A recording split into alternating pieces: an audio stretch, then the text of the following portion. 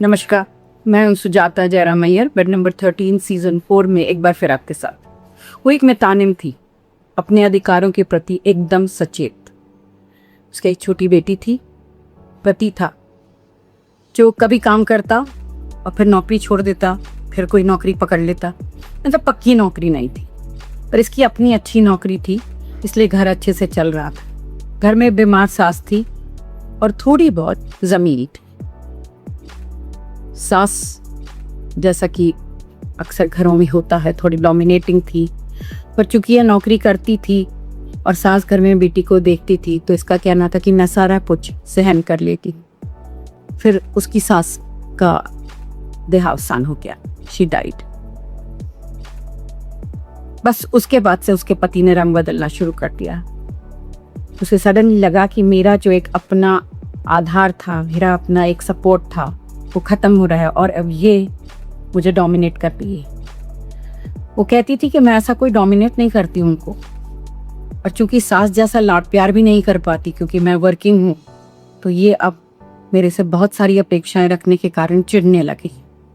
मैं इनके हिसाब से पत्नी के बहुत सारे कार्यों में जिसको कहना चाहिए दक्ष नहीं। यही बात सोचकर अब उन्होंने पीना शुरू कर दिया। पहले सास के डर से पीते तो थे, पर कभी कभी पीते थे। अब इन्होंने धीरे धीरे रोज ही पीना शुरू कर दिया और एक दिन इसको घर से निकाल दिया। रात 2 बजे वो लड़की अपनी छोटी बेटी के साथ घर के बाहर दरवाजा खटखटाती हुई बैठी हुई थी। उसको लगा पड़ोसी जाग जाएंगे, तो उसने जाकर अपनी एक सहेली के शरण 12वीं तक पढ़ी थी और जैसा मैंने आपको पहले कहा, अपने अधिकारों के प्रति काफी सचेत थी। उसने जाकर पुलिस में कंप्लेंट कर, चूंकि शराब पीकर मारने का मामला था, डोमेस्टिक वायलेंस था, तो पुलिस ने उसको गिरफ्तार कर लिया, थाने पर बुलाया, दोनों की काउंसलिंग हुई और उसके बाद वो घर आ गए। पुलिस ने उसको धमकी दी कि अब इसके बाद तुमने अगर अपनी पत्नी पर हाथ उठाया तो तुम पर केस कर देंगे। क्योंकि काउंसलिंग हुई थी तो करीब 1-1.5 महीना ठीक रहा। इसके बाद इसको धीरे धीरे ताने देने लगा कि हाँ, मैं तुमको तो कुछ भी बोलूंगा तो तुम तो पुलिस में चली जाओगी, तुम तो ऐसा कर लोगी, तुम वैसा कर लोगी, और घर में कलह दिन पर दिन बढ़ता चला। ये चुप रहती थी। उसको भी लगता था कि हाँ, वैसे मैंने इनको पुलिस तक बुला लिया तो कहीं से वो गिल्टी भी थी। यही सारी बातें एक दिन वो मुझे बताने लगी, मेरे पास आई। मैंने उससे कहा कि पहले तो तुम ये गिल्ट निकालो कि तुमने कुछ गलत किया है। तुमने उन्हें समझाने की कोशिश करी है कि इस तरह हाथ उठाना, बच्ची जो बड़ी हो गई है उसके सामने अमानवीय व्यवहार करना गलत है। तो अगर वो तुमको ताने भी देते हैं तो भी एक बार फिर से तुम उनके साथ बैठो, उनको समझाओ, शांति से बात करो, बातों से हल निकल जाएगा।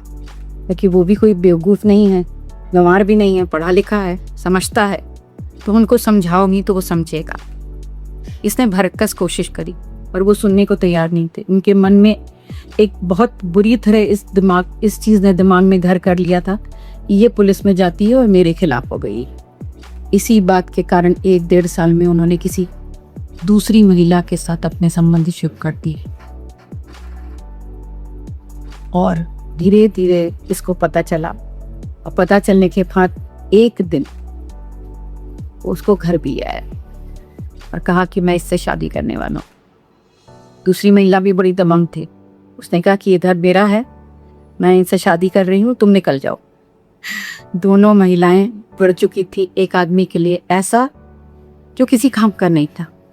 वो मुझे मालूम था क्योंकि मैं उससे मिली हुई थी, न इसको खुश रख पाएगा, मैं उसको खुश रख पाएगा। उसे नौकरी करने की आदत नहीं थी, वो महा आलसी था, दारू पीता था, और महिलाओं का उसकी नज़र में महिलाओं का कोई स्थान ही नहीं था।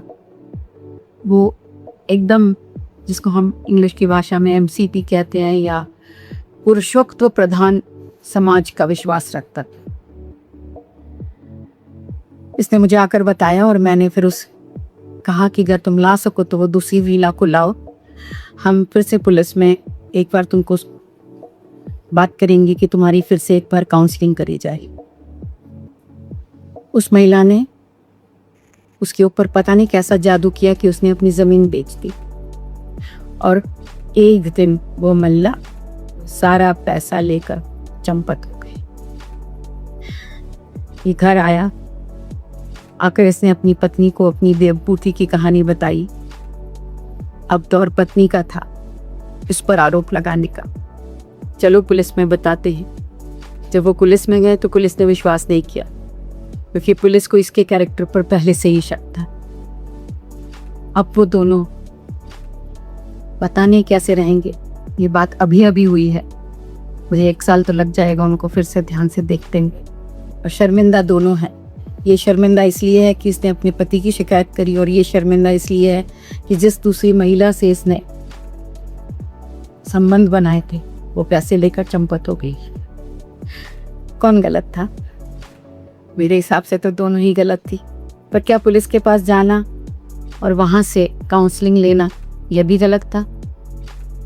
जिंदगी के कई बार हम ऐसे प्रश्न चिन्ह पे खड़े हो जाते हैं जहाँ समझ नहीं आता है सही क्या है और गलत क्या है।